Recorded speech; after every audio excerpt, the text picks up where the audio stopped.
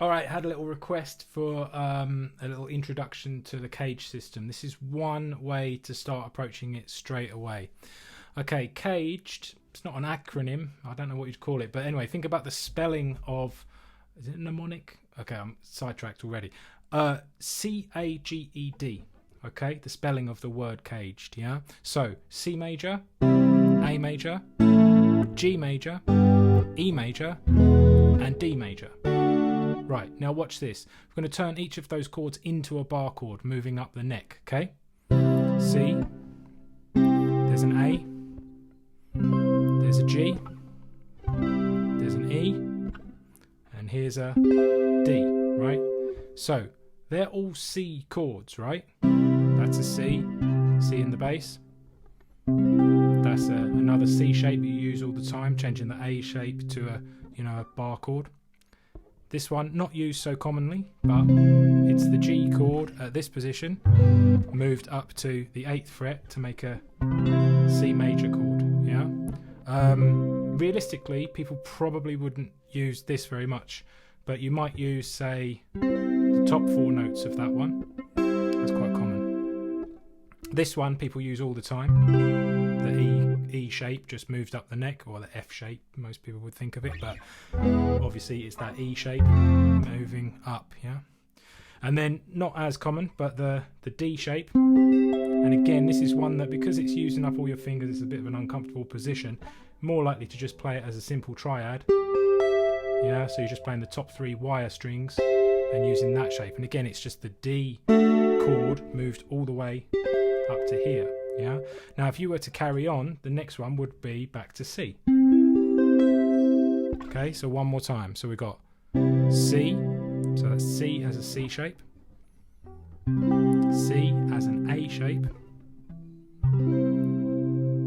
C as a G shape, C as an E shape, then C as a D shape, and then we would be back to C as a C shape, but an octave higher, yeah? So it's this shape again. Okay, practical applications.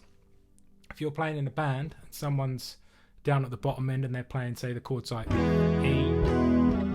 G, D, and A, you could copy them, but you'd probably end up sort of like mashing into them and it won't sound particularly nice. You're not really adding much to it. So what I would try and do is think about an alternate way of playing those chords. So if my first one was E, I might go for, this E is fine. That's one that people use all the time. It's kind of the lazy way of doing that E shape. Use that all the time.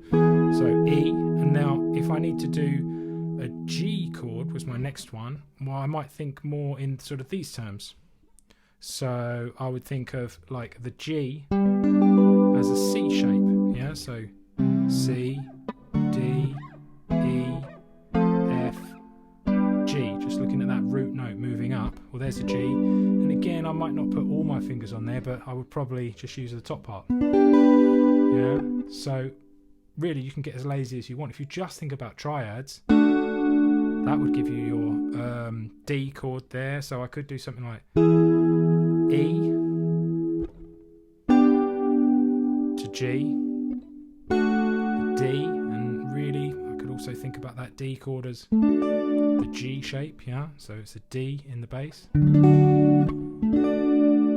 and then if I needed, the last chord was A, well, I guess I could, go down to here and play the top part of that A shape, or I could, if that's G, that must be A, yeah, so the first thing to do is to get into the idea of tracking up the neck, yeah, and following those shapes using that word caged, yeah. Then after that you could think about moving chords into different positions to the neck. Set yourself a little target, say, play 4 open chords, and then say, right, I'm going to play those 4 chords, but I'm only going to play them in the middle, 5th, 6th, 7th and 8th fret or something like that, yeah. That's a good challenge for yourself. So if we had, like, say, the chords C, G, D and E minor, then I might do something like that C. I've forgotten it already. Oh, the G. Well, I could go to that one again. And then what did I say? D and E minor. Yeah, there it is. And maybe that one, that E minor. Yeah, but any variant is fine. Yeah, you can just sit and kind of play around with it a little bit. That's a place to start. It goes a lot further than that. You can do a lot more with it, but have a play around with that and then see the next little video that I'll put together.